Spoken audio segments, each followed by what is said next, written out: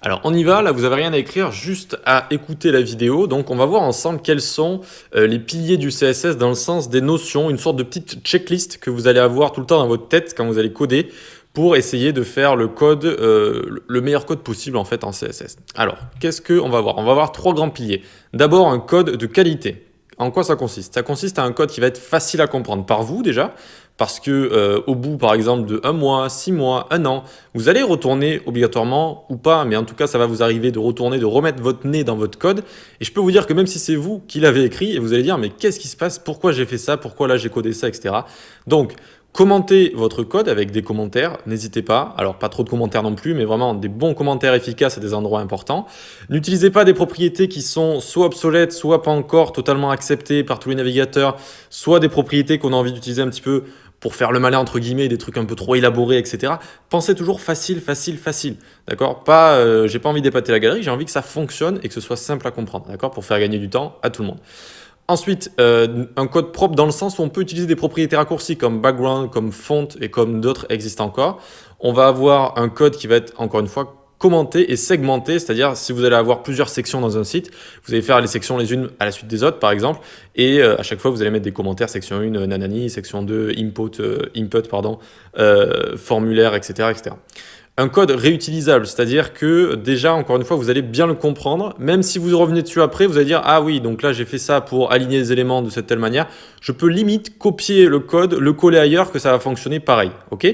Il faut se dire « Voilà, est-ce que je peux copier mon code? Est-ce qu'il va refonctionner? Est-ce que je peux copier un bout de code et il va facilement refonctionner ?» Si ce n'est pas le cas, si vraiment votre code il a besoin de tout votre usine à gaz pour fonctionner, essayez de faire plus facile, d'accord? Un code vraiment bien segmenté.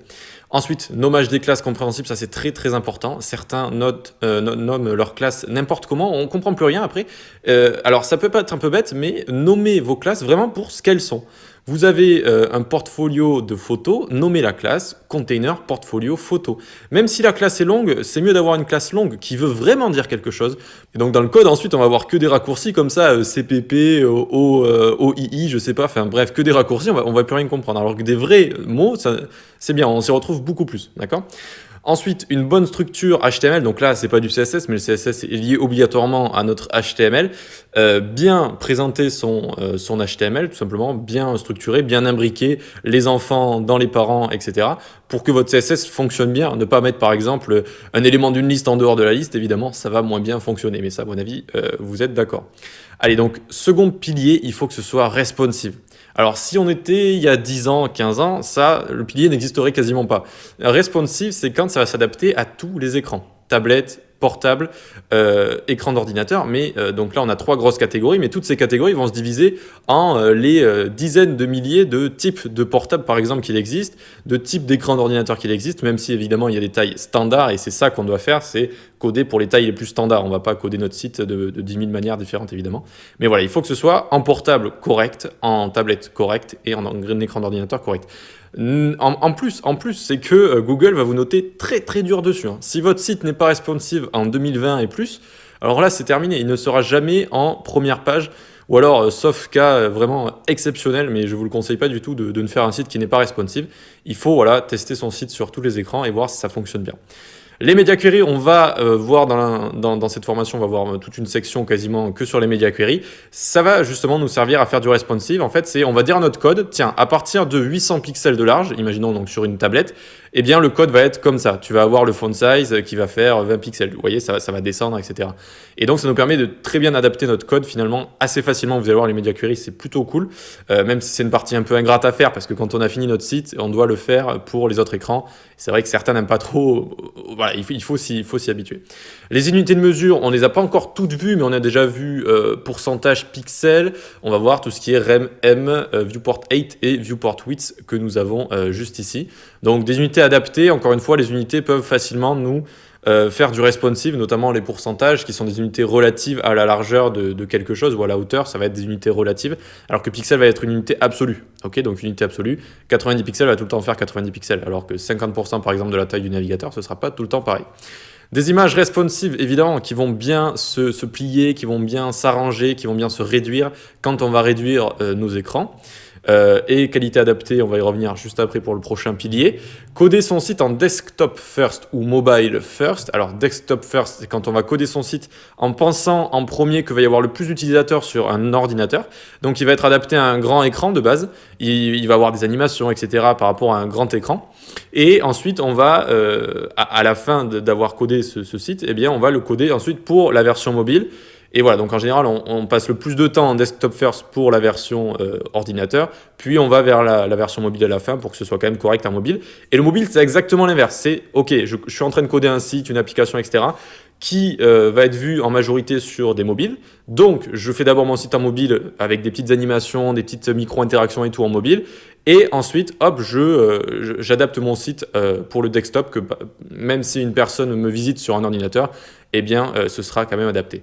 Ok, enfin le texte responsive, hein, évidemment, donc qui va s'adapter, histoire qu'on n'ait pas un texte énorme en portable et qu'on puisse toujours lire correctement le texte qui est à l'écran. Ok, donc ça c'est deuxième pilier. Donc premier pilier, code de qualité avec tout ce qu'on a ici. Deuxième pilier, responsive, c'est devenu vraiment la norme absolue. Et enfin, les performances. La performance, donc, essayez d'avoir des fichiers légers. Ne me produisez pas des énormes pâtés de code où finalement la moitié ne va pas être utilisée. Je vous montrerai un outil vers la fin qui va vous montrer ce qui est utilisé ou pas dans votre code CSS. C'est assez intéressant de regarder tout le temps ça à la fin. Parce que quand on code, et notamment quand on est débutant, on trouve des petits bouts de code sur Internet et tout, on les copie, on les colle, mais on ne sait pas un peu ce qui est vraiment utilisé ou pas. Et à la fin, on a peut-être 30, 40, 50% qui finalement ne servent à rien, et donc ça va juste alourdir vos fichiers.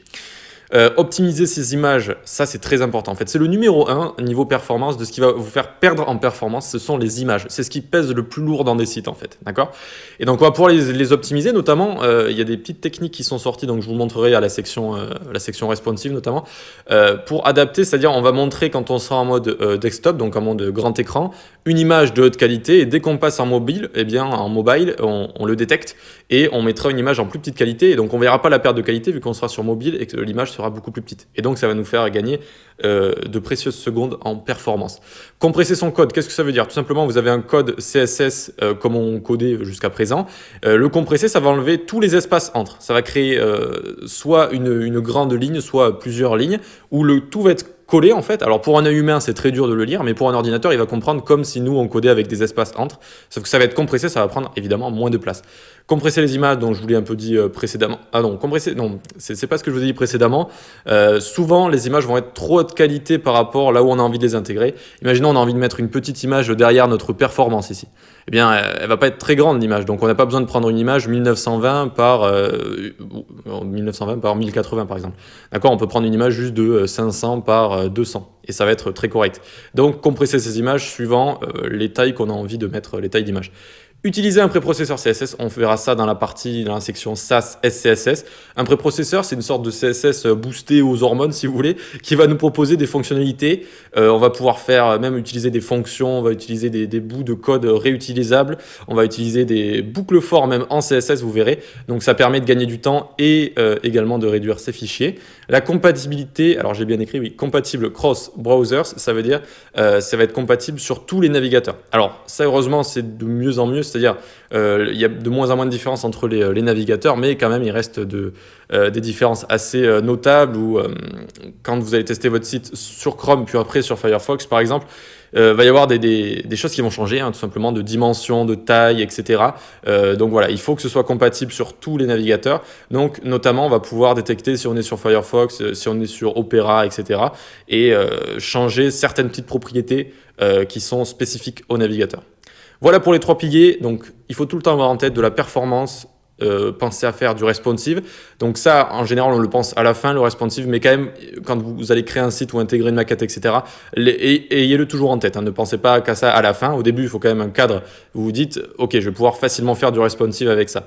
Et du coup, en général, c'est vers la fin du site, quand on a fini d'abord de le coder, on fait le responsive et un code de qualité. Code de qualité, responsive, performance, et c'est bon, vous êtes bon. Allez, on se donne rendez-vous dans la prochaine vidéo.